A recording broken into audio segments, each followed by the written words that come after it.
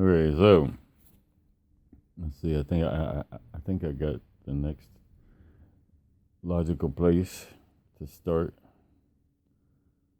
And so but like I'm uh like I keep thinking like I could set something up with that mirror, So I'm sitting in a chair. I could see instead of turning the phone around backwards, I could be doing it in the mirror like you do. Like put it on a tripod so to sit there. But then I'm like, no, man, because I'm fucking like I lay down to relax my leg and my hip, like and a couple times a day if I can. I watch TV or something, and it's like really good. Then at the end of the day, I'm not. Uh, I haven't worn it out. I haven't done more damage than good. You know, and so this works good. But then it's like, but then like now I got this space heater under my bed, like a little, I don't know, it look like those radiator looking things, like the oil. It's all inside. It's not like a blower or there's no fire. There's nothing that'll catch fire. It's just an element inside of a radiator with oil inside of it, and it heats up. And you see them all over the place here. I don't know what y'all do out there, but it's a miniature one, and put it under the bed, and then I got like the blank. I got everything draped over the side of the beds, so the heat gets stuck under there, and then it comes up through the mattress and shit. And so it keeps me nice and warm, and it it's residual in the room. It's like a real cheap sort. It's so slow, but since it's always on, it warms up all the furniture. Like it's really good to do it like when it's warm, as it's turning cold. Because once it gets cold, it'll never catch up. It'll never get. But it can keep the walls. It can keep stuff warm, the furniture and the walls and stuff enough. And then I did a similar kind of thing, a new thing, down in the basement, so the heat comes from down there the same kind of way, but then like, the heat from here is eventually going into the attic, like, but that's why you want to slow it down, because I don't need the heat in the attic, I need it down here, you know. But then, like, during the summer, just moving around the bed, it shifted the piece of the plank of wood underneath, and so there's a gap down at the bottom where my feet is, and the heat comes up in there, like that's where blankets pile up down there, and because and then it heats the blankets. It's like an accident, and I was like, damn, why didn't I fucking think of that, because it's like circulation in my feet's a big deal in the winter. It's a big problem, but it's like right now it's all, see, I can move around. Like, oh, look, there's some blanket that's been toasting for a long time, but like at night, and I mean it's like a game changer. But it's nothing. It was there last year. It's always been there. I just didn't. But anyway, okay. So okay, my last name to get. I'm going to take you to the end of the world, to the first end of the world. But I'll give a little foundation first. So, like, the first fake end of the world, which is Y2, which was going to be Y2K, the turn of the millennium, a computer virus that, like, when the clock ticked 1999.99 or whatever to go to 2000, they didn't write the original program that all the computer systems ran on DOS. I think it was DOS, or maybe it was even the one before that, or however they started it out. The original guys didn't really think ahead. They only put in enough to get to night. It didn't include 2000. The clock wouldn't keep going to 2000 or something. It was stupid. It wasn't even real. It was just some fake shit they make up. And then they can hack shit all over the world. Because everybody's like at the stroke of midnight on 1999, December 31st, everybody's on the edge of their seat. And then it's like a few seconds later, everybody's like, all right, party, Happy New Year and shit, like the world didn't end, but they could have used that if they'd have just started hacking shit all over the place and planes started falling out the sky. I mean, if they started creating the end of the fucking world with that, nobody would have thought, like, that's how fucktarded everybody is. Everybody would have gone, no, the Y2K virus. And it's like, dude, it's fucking fake. But see, that way they could attack the places they wanted to.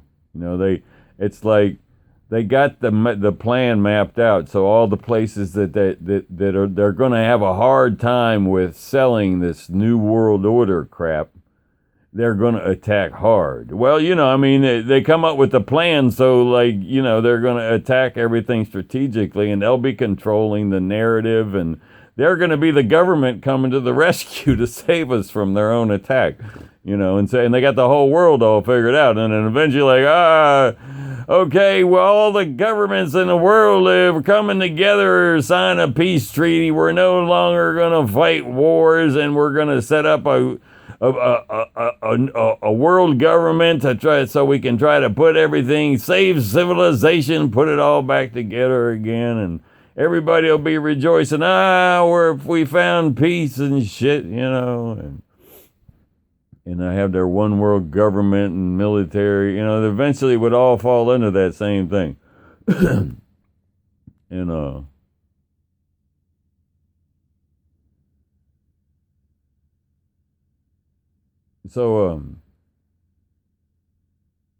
and then the biblical shit works into it too. There's like this whole political narrative that the experts start, YouTubers like, oh man, look at this, there's all this other stuff, man, it's God, man, it's the angels, they'll turn out to be real people in real circumstances, and the prophecies will come true, and then like the light, the one guy or whoever is the messenger or the Messiah or whatever, he'll tell the world, like, this is what you got to do. You got to fucking, I mentioned this shit, it's like, you got to worship these people, the chosen people or whatever, they'll lay it out so that the people at the top of the game are understood to be God's angels. They're like, you better answer to them and never, they laying the groundwork for like the master cult of all time that nobody can question. Like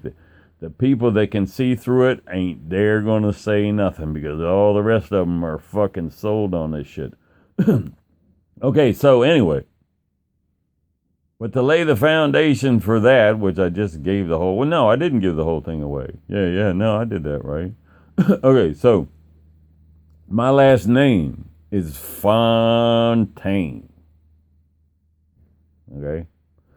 So you go and you look up, like, who invented the banking system we have now? The world banking system. Where did that come from? Where did it start? Who was the guy with the first fucking banknote and shit? And it was the Knights Templar. Okay, so, and, well, okay, so I'll tell the story a little bit. So, the Knights Templar were like you're gonna go to they had the Crusades. They were the Crusade motherfuckers, you know, like, you're going to the pilgrimage to the Crusades, you know, the Holy Land. That was the big thing in Europe, you know. That was anybody was going to Israel, to the Holy Land on a pilgrimage, and the Knights Templar were like the Pope's military that guarded the path, you know, like they protected you along the way, and that was like their mission and shit, and so what they did, they said, wait a minute. People are going to be gone. They're taking like a lot of gold and silver and shit with them, you know, because they're going to be gone, you know, so because they can't carry enough food to go all the way from Europe down to fucking Israel and back and shit. So they say, so the Templars set up a thing and said, okay, you give us your gold and silver and we'll give you, and it was heavy too, you know, it was like it just made everything easier, bandits, the whole thing. So you give us your gold and silver, and then we'll give you this note. And it says, this motherfucker gave us 10 pieces of fucking gold, you know, and that's worth whatever, you know, however many dollars, and they didn't have dollars, silver, whatever. And then they go, like, now when you get down to that trading post down there, you show them the piece of paper. And then they'll subtract what you get, you know, what your goods you need to buy and all. So they set up a little system to outsmart the bandits and to make it easier. And and so all the gold just piles up. And no one's touching it. Because see, then people start trading the paper. That's what it was. The people start trading the paper among themselves, too. Because it's easier than dealing with a bunch of fucking gold and metal and shit, you know. It's like so then it's like the paper becomes the currency because it's easier to and meanwhile there's all this fucking gold and silver that the Templars got in their fucking safes and shit, and they're fucking hidden away and shit in their dungeons or whatever, you know.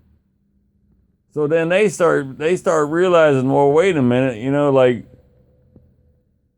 we always have a lot more gold than people are asking for, you know, like, so they start lending gold out with interest. You know, they start on paper though. They just start lending out notes. You know, they start like these notes these pieces of paper are money. Now, the people are turning it into money.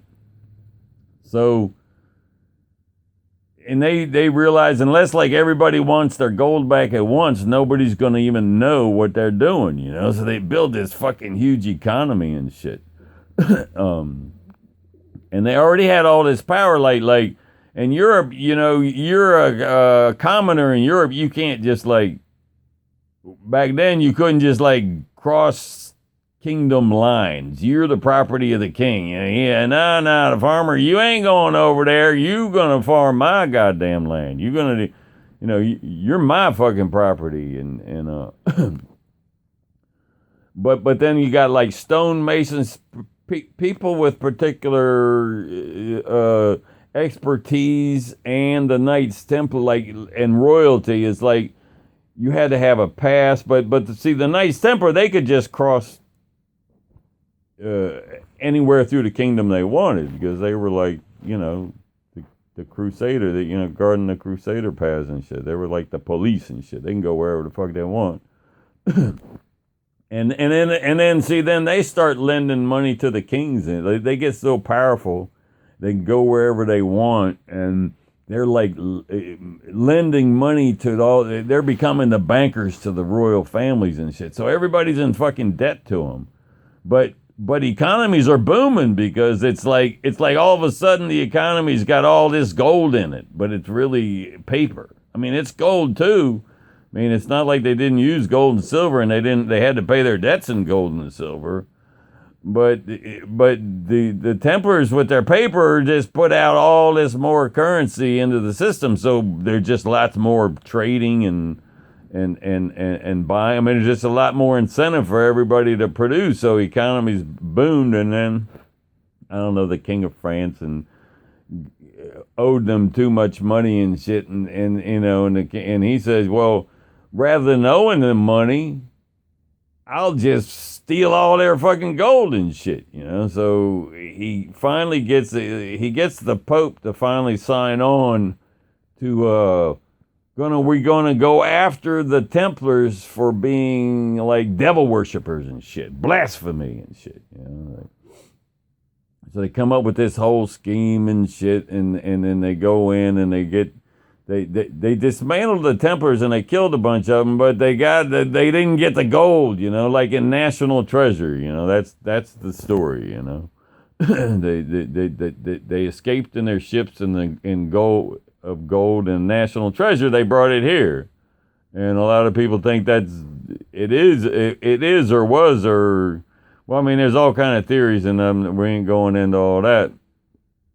Point being that the Templars were started by Saint Bernard of de Clairvaux, who wrote their charters and convinced the Pope to, you know, open up a military branch and the Crusades. I mean, he's the one who, like, came up with the idea of warrior monks, you know, for the Crusades. Like he's the saint. He wrote all the justifications. Like, he had a lot of respect, you know, for his religious stuff, you know. So he writes all the justifications for why warriors can be monks.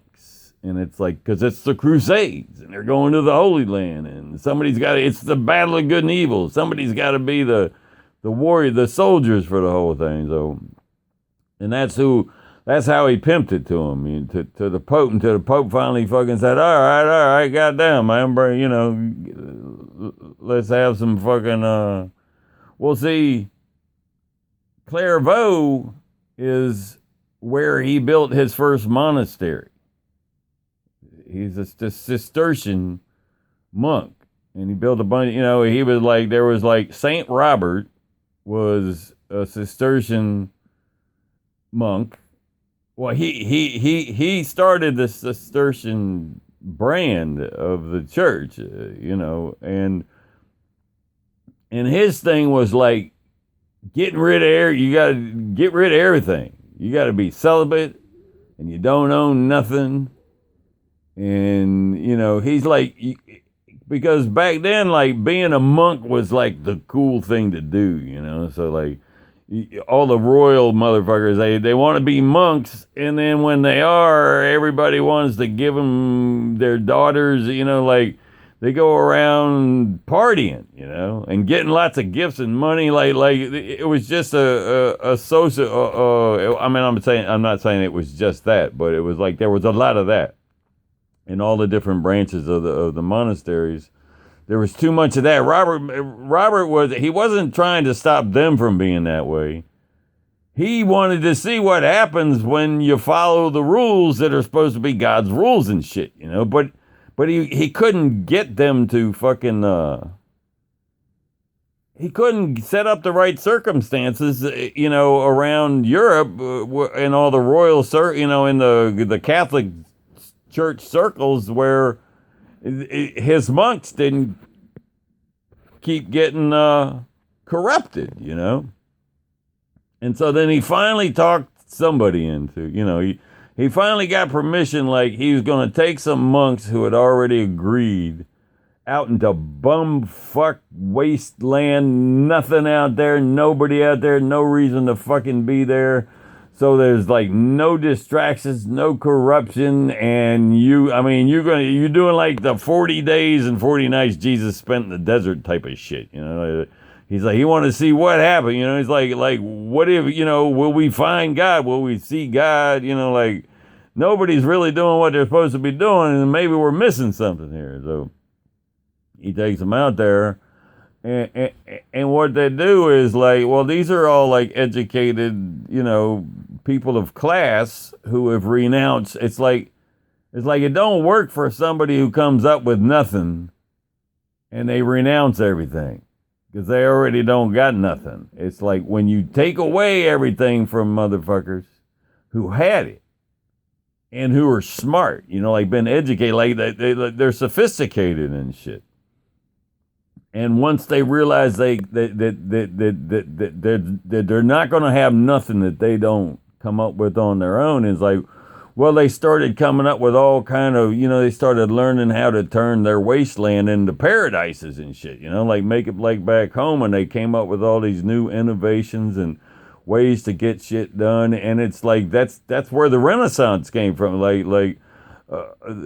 That's like what fueled the innovation, what the lessons and the technologies and the writings and the secret teachings of the Cistercians is what Saint Bernard used. It's like once the Templars got wealthy, they started building like industries all over fucking Europe, with with stuff that came from the origins of Saint Robert. That Saint Bernard, as the new head of the Cistercian Church, has all the files on and shit. So he uses all them lessons and then creates the Templars and they come, they have to take vows of chastity, and they're supposed to have a bunch of disciplines, and they didn't necessarily live up to them, but they didn't all not live up to them, but they stayed within that line. Well, Saint Bernard de Clairvaux is where he built his first monastery. See, his title before that was Saint Bernard de Fontaine. He's like, that was where he was from, was Fontaine, France.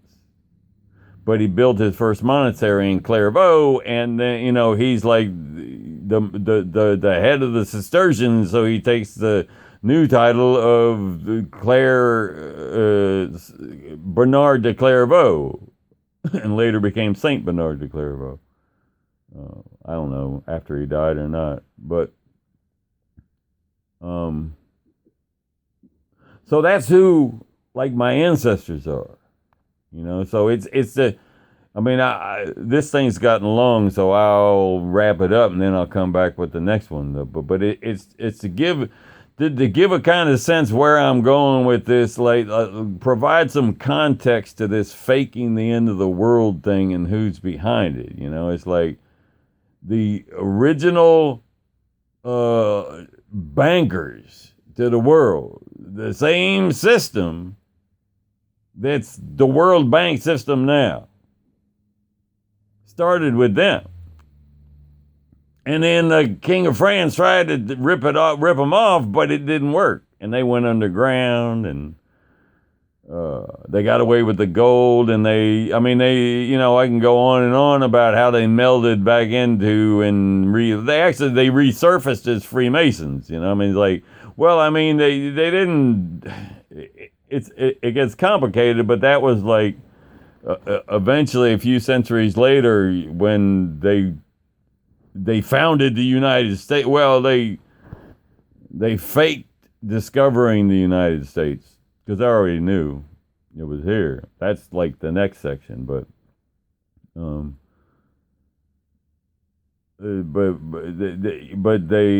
Freemasonry was like, because Freemasonry was like it wasn't anti-God or Bible or even Catholic. But it was like, nah, the Catholic Church don't like no fucking Freemason, no other belief but Catholicism, and the royal families, but then a lot of powerful people flocked to the Freemasons, but these were also powerful people that were still doing, that kept doing business with the Templars. It was just a thing between the King of France and the Templars.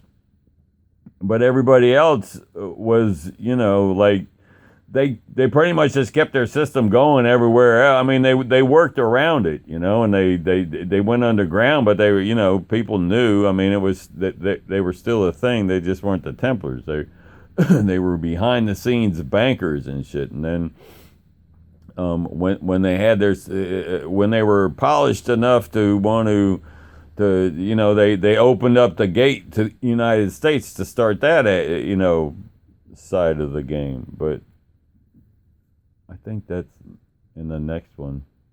This one's been long enough. Yeah, you like that thing though? Like, cause like on all the shows, like the podcast things. I mean, it's annoying, but it must be work. It's all do the same things. They sit there babbling on about bullshit for a while and talking about, oh yeah, and they're talking like they're just took some bong hits and shit, and the guys sitting around telling stories that got nothing to do with the title of the podcast. So, they haven't gotten down to business yet. But some of them, they'll go on, man. But, so I started this one talking about my warm feet. They get them warmed up, I'm starting to figure this shit out. But, not really. It's like I've done this shit before. All I'm doing, I've done the same thing is I added the part about getting stung on purpose. I've said that before. Getting stung on purpose to use it as cover to escape my maniacal family. But I never added the part where I was inspired to do that by reading articles about high uric acid levels causing genius, allowing you to process, like there's all these famous geniuses through history with gout. It's like in long before uric acid was understood, it was, centuries. There's people that have thought that, they saw patterns in people with gout who were real smart. Geniuses, like famous, like Leonardo da Vinci. There's a whole list of these motherfuckers, that had gout, and they were fucking geniuses, and geniuses along a similar kind of line. So I added that part because I'd saved it, I dropped it on my mom the other night, like, because they'd be like, because they're never going to give me the time of day, but I keep giving them plenty of fucking reasons to, and the harder I try, the more they want to be the ones to like just rub my nose in the fact that they're never going to recognize me at all. So I get her into a whole thing along that line, and she's just over there like, oh, she's just ripping me to shreds. And then I drop the I did that on purpose. I made myself a genius and used it as cover. Because it's like, it probably wouldn't have worked. It was like the perfect thing. Well, see, I haven't told the whole part of that story yet. It's like, that's really, there's another side of that story that I haven't connected with it because I'll look like I'm nuts. So I'm like, yeah, but if I go around the other way and come around, if I can, like the whole Fontaine Knights Templar thing, in the 1990, the end of the world, like I'm getting into stuff like, whoa, like, whether it's true or not, it's a good story. It's like somebody's going to pay attention. They don't have to stop and say, "Do I believe it or not?" No, they want to. I want to hear some more of this crazy shit.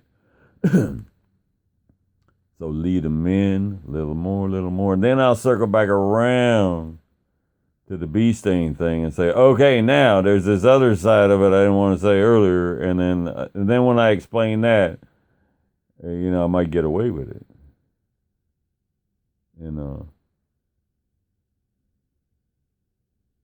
There you go. Now, am I supposed to finish talking about something off the wall? Oh, yeah, you should be, I gotta go, yeah, dinner. My diet's so simple, it's like, I don't worry about it that much, I make it so, it all goes together. I do the same thing every day, and then it goes, and it's so simplified, the whole thing goes together, boom, boom. And then,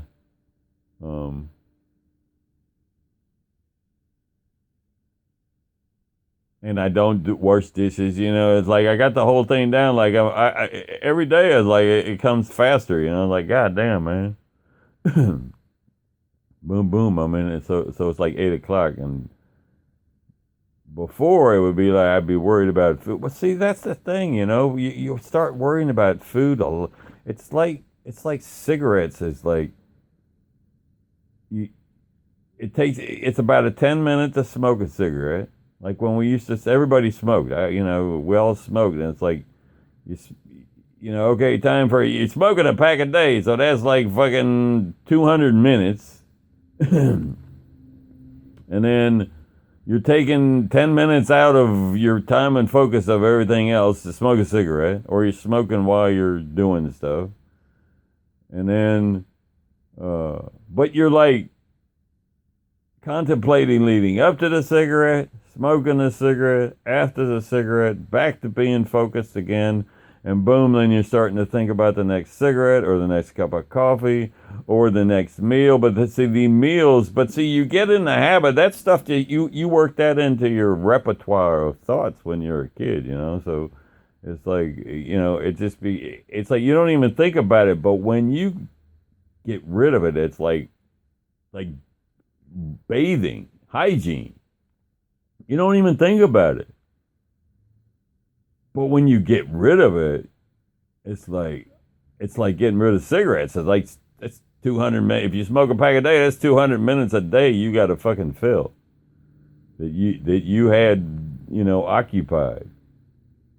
And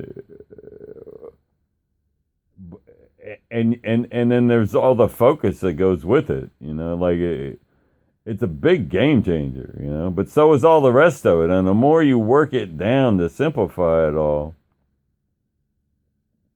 like the smart, I mean, you can see stuff more. You like the stuff you do see, you see more of it, you see the bigger picture. You see lots of different stuff, and you notice a lot of stuff that like, damn, man, I'm fucking glad I noticed that, like, oh, that's cool, or, like, there's all this extra stuff that you just wind up fucking, and then you get in the habit of it, and it's like, damn, it's cool, like, there's all this stuff going by you that you didn't want to miss, but you didn't know it, and it's like in a day, it feels good to have hygiene, take a shower. It feels good to worry about what I'm going to eat. Oh boy, I'll be thinking about it, and you're thinking about leading up to it. Then you eat, and then you got to burp and fart, and and then finally you're back to work, and then it's like, but the time you're focused on work is like really diminished, like that. Whatever you're focused on, it's like, but it's like it's not like. It's not with a trade-off, It's like all that stuff feels good. Nothing wrong with it. See, but that's what the fucktard stuff is. It's like I don't have no problem with the motherfuckers that take a bath and eat different, eat complicated, like spend more focus on food or smoke cigarettes as long as they don't do it around me. But, and it's like, but they got a problem with me, not because of the shower. It's like, no, no, no. I run into a lady the other day, and then I wound up asking her, did I stink? Because I don't bathe, but I'm alone, so I don't know if I smell bad or not. It's an experiment kind of thing, and she's like, no, I didn't smell you at all. I was like, wow, I thought for sure that I stunk really bad, and but then I had some theories where I didn't. And it's like there were things that made sense if I didn't. Point is, like, the like people don't like me because I'm fucking because I see all because I'm smart. I don't know. It offends people.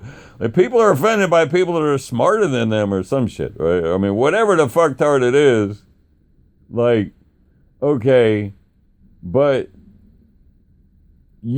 all the stuff I learned being dirty and simplified in my life, I can tell you, and you learn. You don't have to. You can still keep taking baths and eating the way you can still distract. You can be distracted, as long as you got people around who ain't distracted. That you're not alienating. So then because like you quit smoking cigarettes, you're looking for 200 minutes extra a day to do something. It's like, ask that motherfucker to do something for you. You tell him to do the dishes. Oh yeah, cool, I'll do the dishes, man, because otherwise I got nothing to do. It's like same with thinking shit. Figuring stuff out. And it's like, well, we don't like the person who figures stuff out, thinks he knows more than everybody else. It's like, well, that's like fucktarded as fuck. But see, that's why the world's fucktarded. Because the aliens, like all the smart people, is like, oh, we don't like smart people. It's like, right. So then you get like this culture, this inner circle, social circle of culture with its own rules that don't like smart people. They don't like people who see, like, maybe it would be better if you did it that way. Who do you think? You think you're smarter than everybody else? Ah! It's like, well, no, I that's not what I meant. What I meant is it would be smarter to do it that way. Like, you'd be smarter to do it that way.